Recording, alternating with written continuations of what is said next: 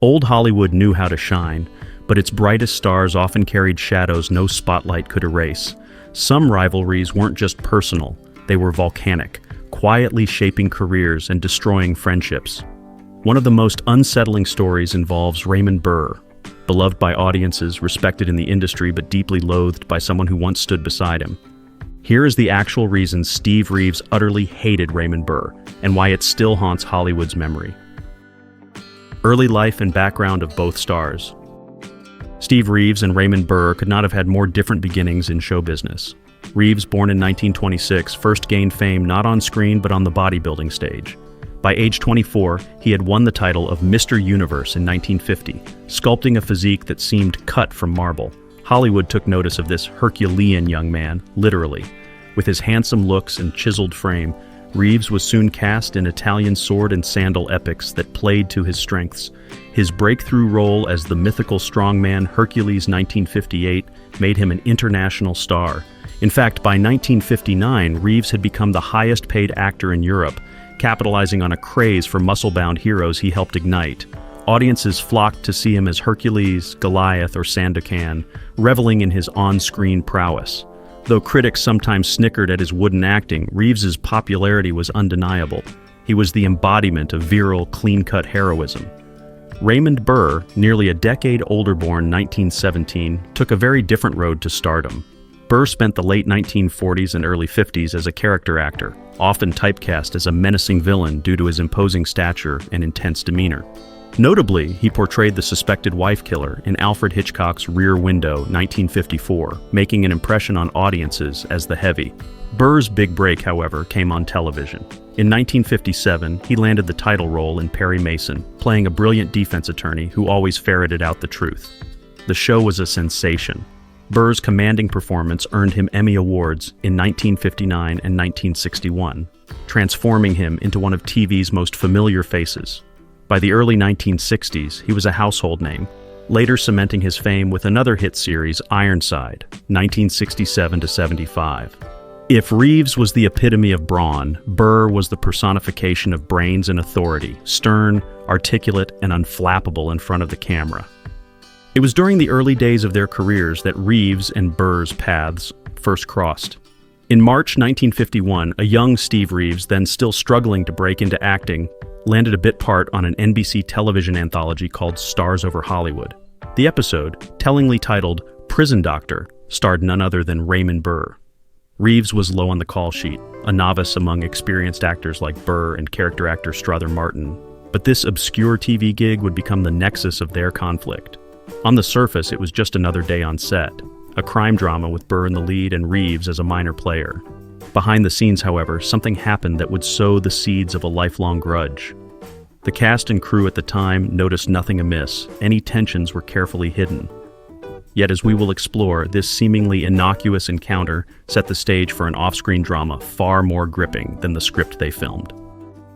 Contrasting public images. In the public eye, Steve Reeves and Raymond Burr represented two very different ideals of manhood.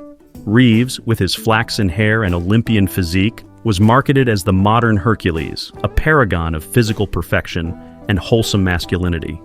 Promotional materials highlighted his cowboy-like Montana upbringing and his dedication to drug-free fitness. Off-screen, Reeves cultivated an image of the all-American clean living man. He married more than once, raised horses on a ranch, and avoided the notorious nightlife of Hollywood. To moviegoers, he was the quiet, modest strongman who saved the day on screen and led an upright life away from it. This image had broad appeal. Young men wanted to be him, and women, and indeed some men, swooned over his biceps. Reeves's persona was straightforward. What you saw was what you got. A hero in shining armor, untroubled by dark secrets, or so it seemed. Raymond Burr's public persona was more complex and consciously managed. On television, Burr projected intellect, gravitas, and moral certainty as Perry Mason, week after week defending the innocent and vanquishing liars. Viewers associated Burr with integrity and authority. He became TV Guide's 44th greatest TV star of all time in 1996. Off-camera, he too wore a mask, but of a different sort. Burr was a deeply private man who revealed little of his true self to the press. In an era when leading men were expected to marry and flaunt picture-perfect family lives, Burr told elaborate false stories to maintain a conventional image. He concocted tales of tragic widowerhood, at various times claiming he had been married to women who died untimely deaths, and even inventing a deceased son, all to explain why he had no wife at present. The reality, known to only a few close friends, was that Burr was a gay man in an unforgiving era. Coming out publicly in the 1950s was unthinkable. Homosexuality was then taboo, and could end a career overnight. So Burr went to great lengths to live a lie, as one account put it. He even fabricated a heroic World War II service record that never happened, anything to bolster the image of a stalwart heterosexual family man. Thus, the two actors stood as near opposites in Hollywood's mirror. Reeves was all body, Burr all mind. One was a sun-baked California muscle star, often baring his chest in costume epics. The other a Canadian-born thespian who made his mark fully dressed in a courtroom. One prided himself on physical authenticity. Reeves famously refused a studio demand that he shed muscle for a part, choosing to leave Hollywood rather than compromise his build, while the other crafted an elaborate personal myth to hide aspects of his identity. Publicly, there was no sign of conflict after all. They rarely overlapped in projects or social circles that fans could see. Yet their contrasting personas set the stage for a very personal clash. Reeves represented the kind of man Burr could never publicly be, and Burr's calculated fakery embodied the Hollywood phoniness that a straight-shooting guy like Reeves quietly detested. The ingredients for discord were all there beneath the surface. The 1950s Hollywood. To understand how a feud between Reeves and Burr could ignite and then remain hidden, one must grasp the climate of Hollywood in the 1950s and 60s. This was the age of the studio system's last grip, of rigid image control by publicity departments, gossip columnists, and powerful fixers. Stars lived under microscopes, their personal lives managed as extensions of their on-screen roles. For men in particular, the pressure to project a certain image, tough, virile, all-American, was immense. Any deviation had to be concealed or spun. In this context, both Reeves and Burr were navigating tricky terrain. Reeves as a newcomer trying to be taken seriously despite his beefcake looks, and Burr as a closeted gay man trying to protect his career. Their conflict did not happen in a vacuum. It was enabled by an industry built on secrets and facades. Consider Steve Reeves' position circa 1954. Despite his Mr. Universe win and striking appearance, Hollywood didn't quite know what to do with him. Leading men then were typically rugged actors like Burt Lancaster, or introspective ones like Montgomery Clift. Muscular bodybuilders were relegated to bit parts in B-movies. There were not huge opportunities for a muscle man in Hollywood, one retrospective notes bluntly. Reeves' early acting gigs were meager. A blink-and-you'll-miss-it role in the musical Athena 1954, a stint on a B-grade jungle adventure, and that fateful Stars Over Hollywood TV episode with Burr. He even auditioned for Cecil B. DeMille's biblical epic Samson and Delilah 1949 and was considered for the lead.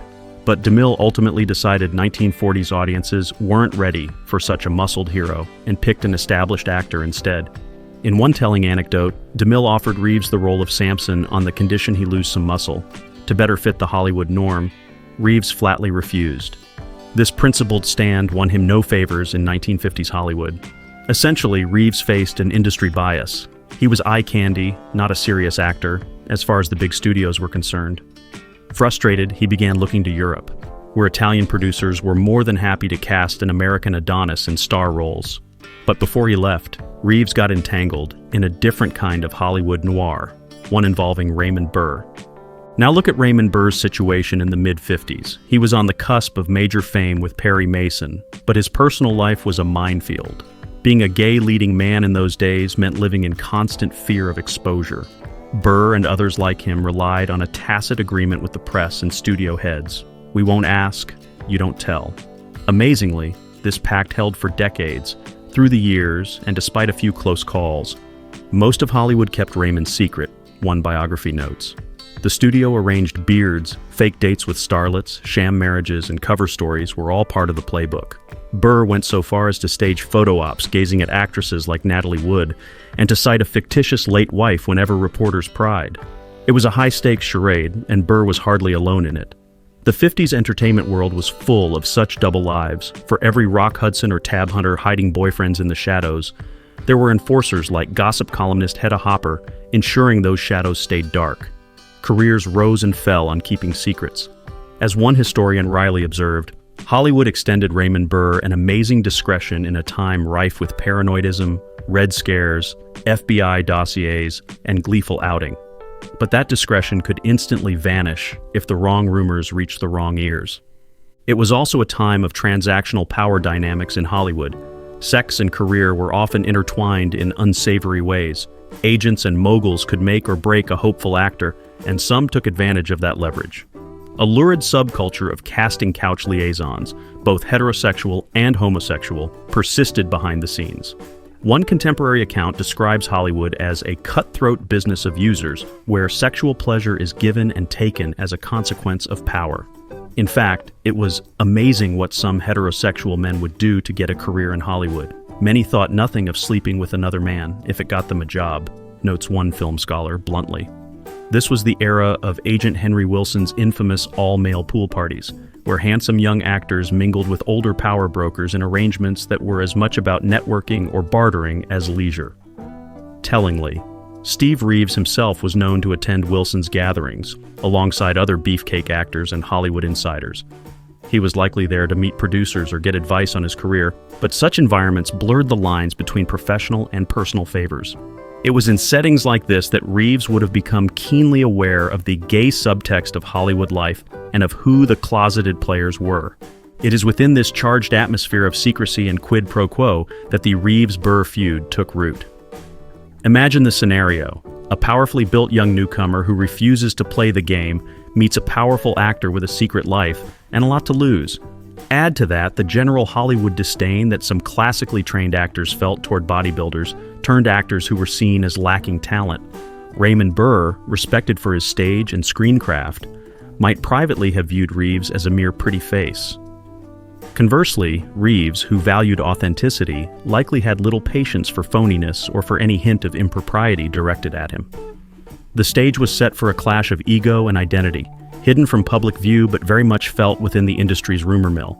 All it needed was a spark, an incident to trigger open hostility. According to multiple insider accounts, that spark indeed occurred, and it was scandalous. Career intersections and clash of ambitions. On paper, Steve Reeves and Raymond Burr had few direct career intersections. They worked together only once in that 1951 Prison Doctor television episode, and afterward their professional paths diverged. Reeves left for Italy to become a sword and sandal superstar, while Burr became entrenched in Hollywood as TV's top legal eagle.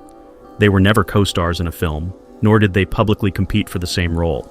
Yet behind the scenes, their careers intersected in subtler, consequential ways. Hollywood is a small town, as the saying goes, and the two men shared acquaintances, if not friends. They moved in overlapping orbits of producers, casting directors, and gossip columnists. This allowed any bad blood between them to quietly influence opportunities and reputations, even if the feud was invisible to the public. One key overlap was their mutual association with producer and B-movie showman Joseph E. Levine, who in 1959 acquired Reeves' Italian Hercules film for U.S. distribution and turned it into a stateside hit. Levine's publicity blitz for Hercules made Reeves briefly a hot property in Hollywood again. Around this same time, Burr was at his peak with Perry Mason, wielding considerable clout at CBS.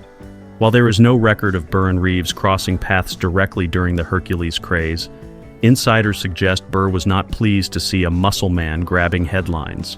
Some even claim Burr lobbied behind closed doors to prevent Reeves from being cast in certain Hollywood projects, dismissing him as an untalented physique act. It's hard to document such behind-the-scenes maneuvering. No studio memos outright say Raymond Burr blocked Steve Reeves from this role, but circumstantial evidence exists. For instance, Reeves never made a single guest appearance on any American TV drama during Burr's reign, despite his fame overseas. One could argue that Reeves was busy abroad. Yet Reeves did return to Hollywood in the early 1960s for meetings, and it's notable that no doors opened for him on network television, not even as a one-off villain or hero of the week. Hollywood gossip later hinted that an influential star had quietly whispered to producers that Steve Reeves wasn't a good fit for American screens, code that everyone understood. Given Burr's standing and his known dislike of the sword and sandal genre, many suspected his hand in it. There were also social slights that did not go unnoticed. At industry events, say a film premiere or an awards gala, If Raymond Burr entered a room, Steve Reeves pointedly exited it, according to secondhand reports from observers in the 1960s. They were never photographed together after 1951. A publicist from that era recalled that Reeves once declined an invitation to a charity telethon when he learned Burr would be a co-host, although officially he cited a scheduling conflict.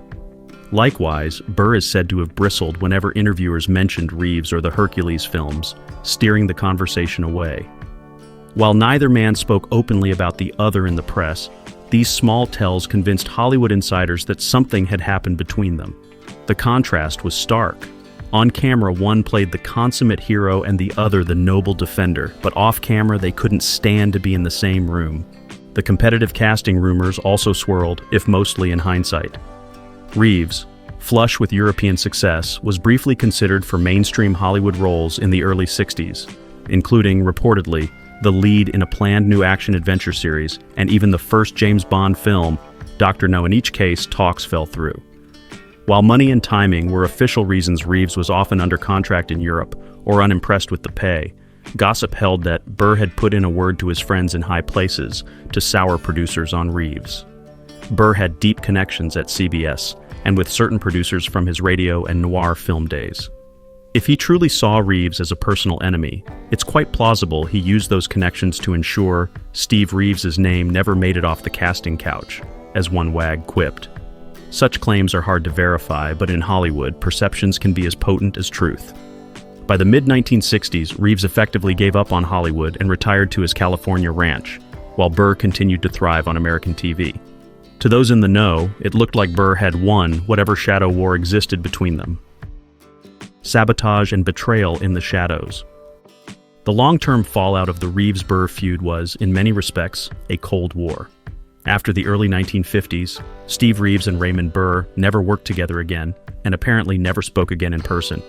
Reeves quickly decamped to Italy by 1957, where he achieved the stardom that had eluded him in Hollywood.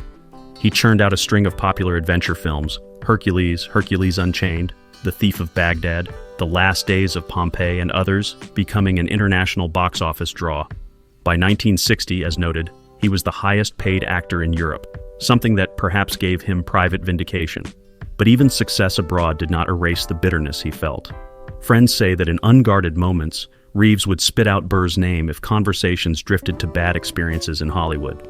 "That man tried to destroy me," he reportedly told one confidant, without giving specifics.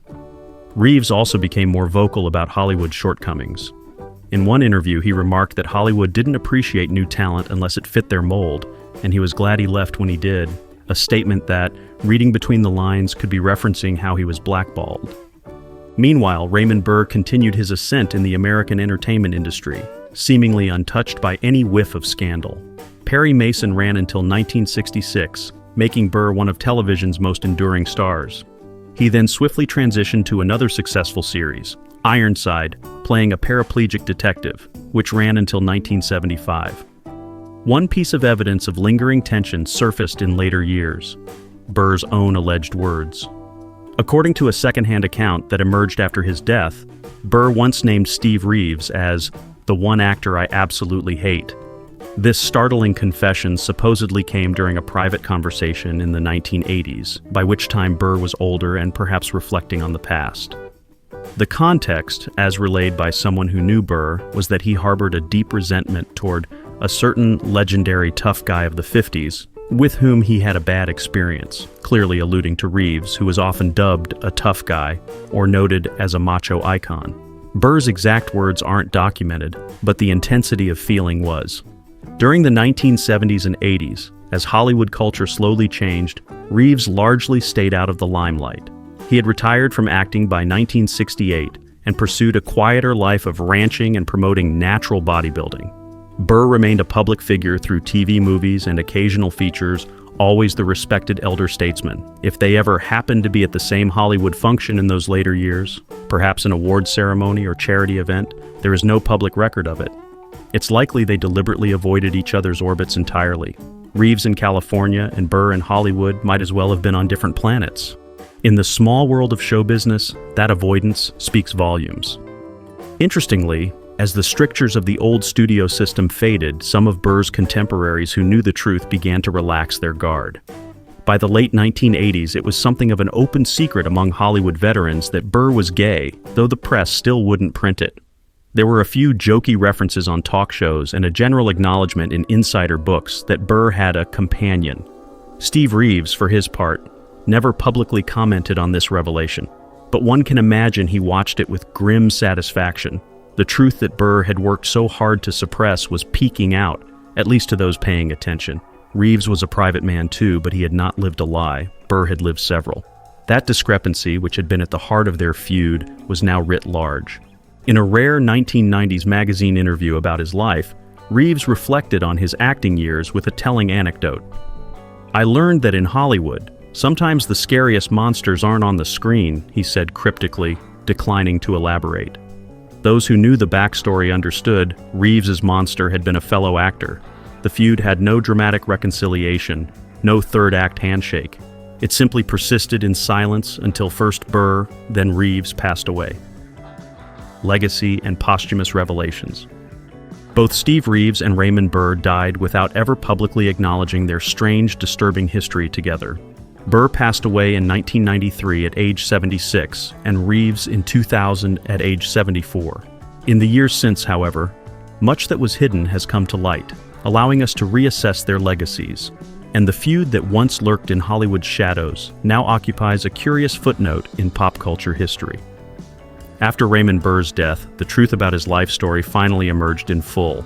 Obituaries cautiously mentioned his longtime companion Robert Benavides, and within a few years, biographies pulled no punches. It became widely known that Burr had fabricated his hetero-family history wholesale: the dead wives, the dead son, the war heroics, all lies to cover a 35-year domestic partnership with a man. His biographer Michael Starr titled the book Hiding in Plain Sight: The Secret Life of Raymond Burr, underscoring how successfully Burr had fooled the world. Alongside these revelations, other aspects of Burr's private behavior began to surface through interviews and memoirs of Hollywood old-timers. Some stories were benign: Burr's kindness to colleagues, his extensive charitable works. In the end, the Reeves-Burr story is less about fame and more about the burdens of identity in an industry obsessed with illusion. Whether the feud was rooted in personal betrayal, professional jealousy, or clashing ideals, it reflected a Hollywood where silence spoke volumes and shadows often told the real story. Today we can look back with clearer eyes, recognizing that even legends carried wounds, and sometimes the deepest rivalries never made it to the headlines. Thank you for watching. If you found this story as unsettling as it was revealing, please remember to like, subscribe, and share your thoughts in the comments below.